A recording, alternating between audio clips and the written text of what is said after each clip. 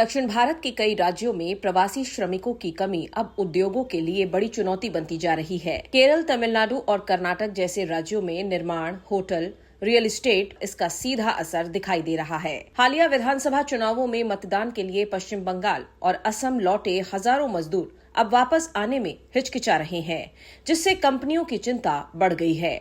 उद्योग जगत के अनुसार श्रमिकों को वापस बुलाने के लिए कंपनियां मुफ्त हवाई टिकट, लग्जरी बस यात्रा और वेतन वृद्धि जैसी सुविधाएं दे रही है। इसके बावजूद बड़ी संख्या में मजदूर अपने घर राज्यों में ही रुकना पसंद कर रहे हैं। विशेषज्ञों का मानना है कि उत्तर प्रदेश, बिहार और झारखंड में तेजी से बढ़ रहे इंफ्रास्ट्रक्चर प्रोजेक्ट्स ने स्थानीय स्तर पर रोजगार के नए अवसर पैदा किए हैं, जिसके कारण श्रमिक अब घर के करीब काम करना ज्यादा सुरक्षित और सुविधाजनक मान रहे हैं।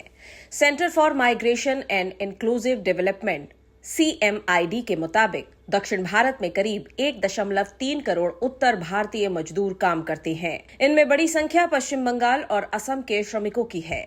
इस बार रिकॉर्ड मतदान प्रतिशत ने भी ये संकेत दिया कि प्रवासी मजदूर बड़ी संख्या में अपने राज्यों में मौजूद थे। उधर पश्चिम एशिया में जारी संकट का असर भी उद्योगों पर पड़ रहा है। निर्माण कार्यों में इस्तेमाल होने वाली कई जरूरी सामग्रियों की कमी और संभावित छटनी की आशंका ने श्रमिकों की चिंता बढ़ा दी है। केरल में स्थिति सबसे अधिक गंभीर बताई जा रही है, जहां होटल और रियल एस्टेट सेक्टर की गतिविधियां धीमी पड़ गई हैं। उद्योग विशेषज्ञों का कहना है कि यह संकट केवल अस्थायी नहीं है, बल्कि दक्षिण भारत के लिए श्रम प्रबंधन की नई रणनीति तैयार करने का संकेत भी है।